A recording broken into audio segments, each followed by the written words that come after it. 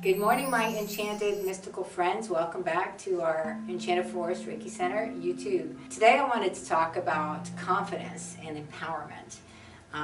Right now it's Lionsgate, and standing in your power, this is definitely a great time to do it. Although standing in your power is something good to do anytime. To me, what defines confidence is when you feel good about yourself. You're not talking bad about yourself within your own mind or to other people. When you think about you, you're content with you and looking for all the good things about yourself. Nobody on this planet is perfect. And it's funny, a lot of people look at me and they just think, oh my gosh, she knows everything. But then I look at myself and I go, you know what? For the gifts that God has given me, I feel like I'm using them and I'm utilizing them. And that gives me confidence because I didn't always feel that way about myself. I'm one of 7 kids, and really I probably was the one that did the worst in school.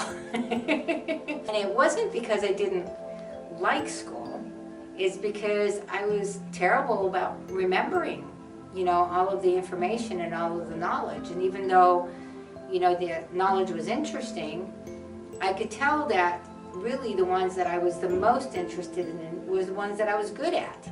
And the ones I didn't like, I wasn't good at. And I just think that's pretty normal. It's much harder to kind of go against the brain, when you don't like something, to force yourself to learn it, that's hard. Early on in childhood, I was never a very confident person. And that was largely because I was always looking at my brothers and sisters, and they were just so much smarter than I was, it seemed, in school. They did so much better. They excelled so much more where I wasn't, For me, it was much harder to get through things. Then you add to the fact that I had a father who, well, let's just say he was pretty abusive. And encouraging words were not things that came out of his mouth. He tended to pretty much say some pretty awful things. You lazy son of a, you're worth nothing. I wish you were never born. All kinds of just terrible things, because he really just didn't know how to be a father. He was trying his best, but he didn't know how to be one. So what does that create? That creates somebody who has new confidence, So by the time I was a teenager, I pretty much kind of walked. I could tell my walking, I wasn't really looking at people in the face. If I walked down the hall at school, I was trying not to make eye contact. Very, very nervous. Had to really work on building up confidence to talk to people and feel like I could do a good job. Most of my first jobs were fast food. I found myself getting irritated with people who didn't do the job well.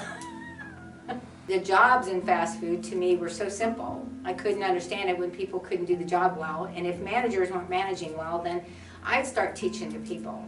So next thing you know, I'm being put in management positions, and had my first management position when I was 17. From there, that's where things started changing for me, because I was fortunate in the cycle of work that I got through my lifetime, and that's where I think divine intervention happened. I got lucky once I got a job with a company that sold office equipment, and the boss that I had, Karen, she was just amazing.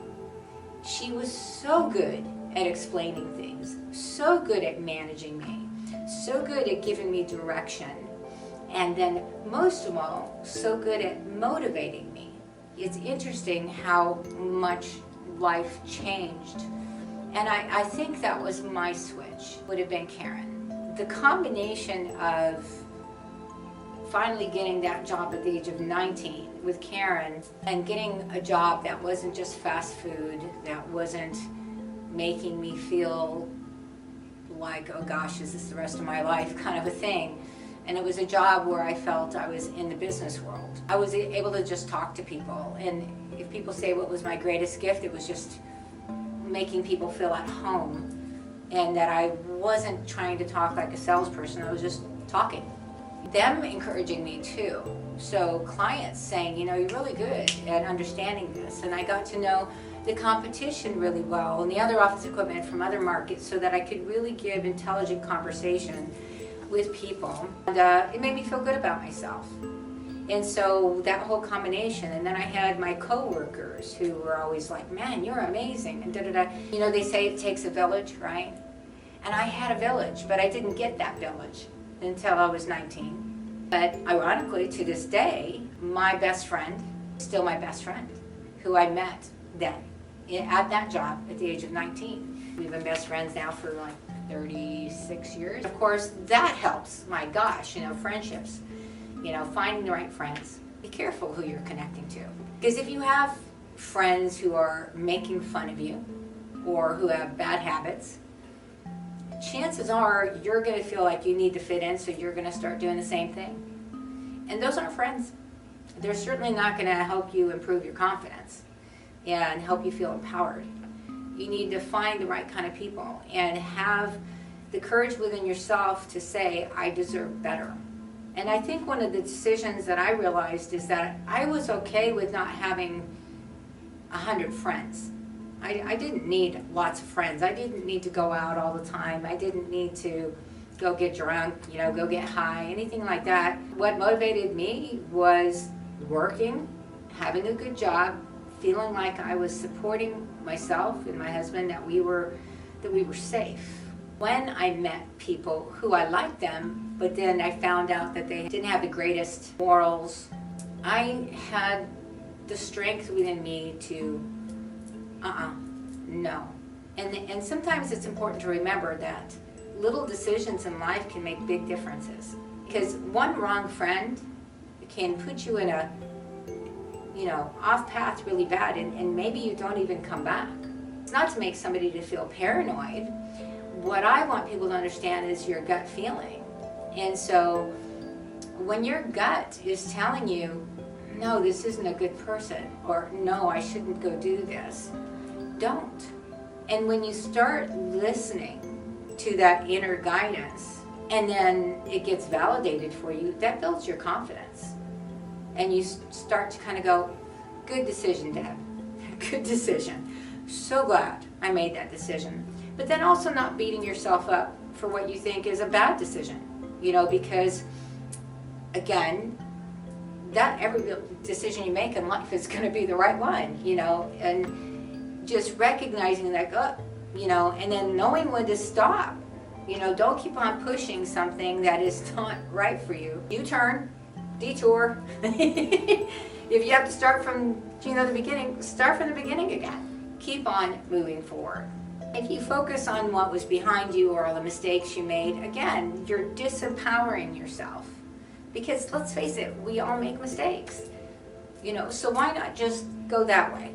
You know, and go, okay, well, I did this right, but this, and then that. You know, and you just kind of evaluate, be real with yourself as to what's working, what's not working, and then move forward.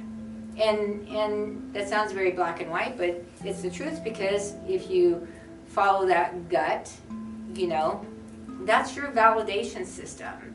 And it's also your solar plexus. It's also your empowerment center. This is your empowerment center, the solar chakra. And when it starts talking to you, and that gut is speaking to you, follow it, because that's how you're going to get stronger and feel more and more confident about who you are. To me, confidence isn't about what I look like, what my physical body looks like, what my hair is look like, how my makeup is. You know, for some people, that is, and that's fine. If that helps you build your confidence, please do it. You know, what I like to say is, I've been able to take what I'm good at and accept it, and understand there's a lot that I'm not good at, and be okay with it. The things that I'm not good at, decide which ones I want to create as a discipline to get better at, and then let go of the rest, because there's just so much information on so many different things on this planet. We can't know it all. I have confidence in what I do, in what I know. I feel strong about it because the people around me. So it's been this win-win situation where people supporting me, but I'm supporting them. And this beautiful circle of like-minded people. That would be, to me, the biggest gift that you can give yourself is look at yourself. Know that you're a perfect, imperfect person. You're imperfectly perfect. In that imperfection of perfection is you. And love yourself for that. Build your confidence with that. Stay empowered with that. And if there are other people in your life disempowering you, understand it's not about you. It's about them. You know, I look back at my dad now and we have a loving relationship now. He's apologized so much. He understood that he was way over his head. And I'm grateful for that, you know.